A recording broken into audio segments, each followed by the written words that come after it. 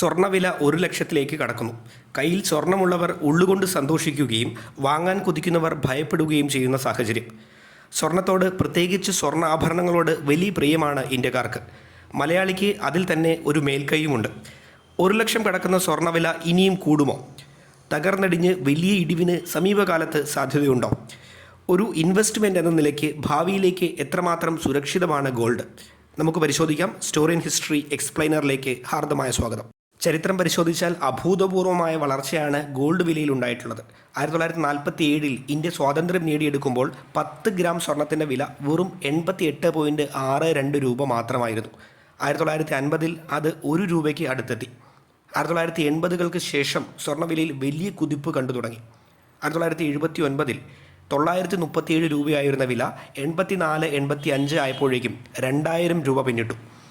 1990 10 gram സ്വർണത്തിൻ്റെ വില 3200 രൂപയിലേക്ക് എത്തി. 2000 അത് 4400 രൂപയായി ഉയർന്നു. 7 വർഷം കൊണ്ട്, അതായത് 2000 മുതൽ 2007 വരെയുള്ള കാലഘട്ടം കൊണ്ട് ഈ 4400 രൂപ ഒറ്റയടിക്ക് 10,000 കടന്നു. 2020 വില 48,000 രൂപ കടന്നപ്പോൾ 2024 അത് 78,000 രൂപയുടെ അടുത്തേക്കെത്തി. ഒരു വർഷം കൊണ്ട് അത് 1,35,000 കടന്ന് എല്ലാ റെക്കോർഡുകളും ഭേദിച്ച് മുന്നേറുന്നു. ഇത് 10 ഗ്രാം സ്വർണത്തിൻ്റെ വിലയാണ്. നമ്മൾ പൊതുവെ വില പറയാറുള്ളത് പവനിലാണല്ലോ. ഒരു പവൻ്റെ റേറ്റ് 1,00,000 കടക്കുന്നു. ഈ വില ഇനിയും കൂടുമോ എന്നറിയാൻ സ്വർണ്ണവില എങ്ങനെയാണ് നിശ്ചയിക്കുന്നതെന്ന് നോക്കേണ്ടതുണ്ട്. മറ്റ് ഏതൊരു സാധനത്തെയും പോലെ സ്വർണ്ണവിലയും നിശ്ചയിക്കുന്നത് ഡിമാൻഡും സപ്ലൈയുമാണ്. ആവശ്യക്കാർ കൂടുതലും ലഭ്യത കുറവുമാണെങ്കിൽ വില കൂടും. സ്വർണത്തെ സംബന്ധിച്ചിടത്തോളം സപ്ലൈ അഥവാ ലഭ്യത എന്നത് കുറഞ്ഞുകൊണ്ടിരിക്കുന്ന ഒന്നാണ്.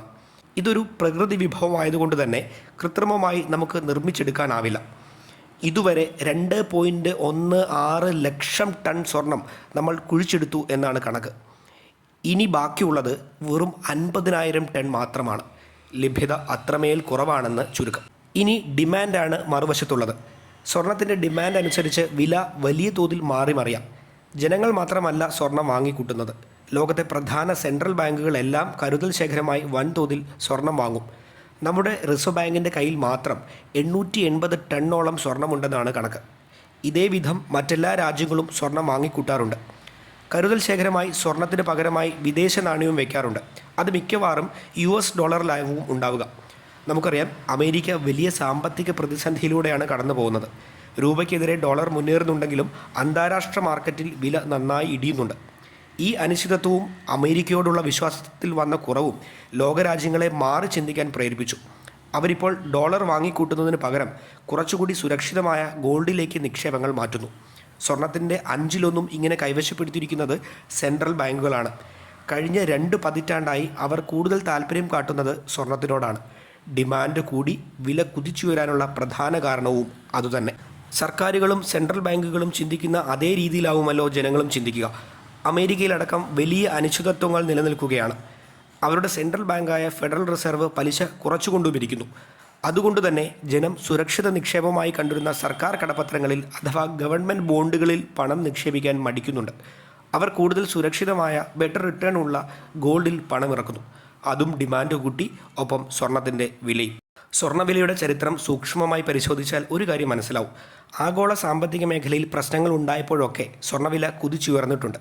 1970-80 കാലഘട്ടത്തിൽ അമേരിക്ക ഗോൾഡ് സ്റ്റാൻഡേർഡിൽ നിന്നും പിന്മാറിയപ്പോഴും 2008 ആഗോള സാമ്പത്തിക മാന്ദ്യത്തിൻ്റെ സമയത്തും 2020 കോവിഡ് വ്യാപന സമയത്തുമൊക്കെ വില കൂടിയിട്ടുണ്ട്.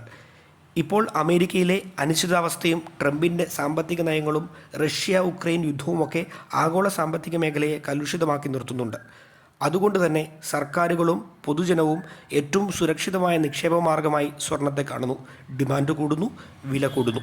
ഇന്ത്യയിൽ ആഭരണങ്ങൾ വാങ്ങിക്കൂട്ടുന്ന പതിവുണ്ടെങ്കിലും ഒരു നിക്ഷേപ മാർഗമായി കാണുന്നവർക്ക് ഗോൾഡ് ETF അടക്കമുള്ള ഡിജിറ്റൽ ഓൺലൈൻ മാർഗങ്ങളും വന്നു. ഇനിയുള്ള ചോദ്യം ഈ വില ഇനി ഇടിയുമോ എന്നതാണ്. വില കുത്തനെ കൂടിയപ്പോഴൊക്കെ ചെറിയ കറക്ഷൻസ് പിന്നീട് സംഭവിച്ച ചരിത്രമുണ്ട്. അത് വലിയ കൂപ്പുകുത്തലല്ല, ചെറിയൊരു കുറവ് മാത്രം. ആഗോള സാമ്പത്തിക രംഗത്തെ പ്രശ്നങ്ങൾ തുടരുന്നിടത്തോളം കാലം ഈ വില വലിയ രീതിയിൽ കുറയാൻ സാധ്യതയില്ല. റഷ്യ-ഉക്രൈൻ യുദ്ധം അവസാനിക്കുകയോ ലോകരാഷ്ട്രങ്ങളിലെ സെൻട്രൽ ബാങ്കുകൾ സ്വർണം മാറ്റി മറ്റ് നിക്ഷേപങ്ങളിലേക്ക് തിരിയുകയോ അമേരിക്ക നിലവിലെ പ്രശ്നങ്ങളിൽ നിന്ന് കരകയറുകയോ ഒക്കെ ചെയ്താൽ മാത്രമേ ഒരു ഇടിവിന് സാധ്യതയുള്ളൂ. ഇതൊക്കെ അത്ര വേഗം സംഭവിക്കുന്ന ഒന്നല്ല എന്ന് വ്യക്തം. സ്വർണ്ണ ലഭ്യത കുറവായതുകൊണ്ട് തന്നെ ലോങ് ടൈമിലേക്ക് സുരക്ഷിതമായ ഒരു നിക്ഷേപമായി വിദഗ്ധർ ഇപ്പോഴും ചൂണ്ടിക്കാട്ടുന്നത് സ്വർണ്ണത്തെ തന്നെയാണ്.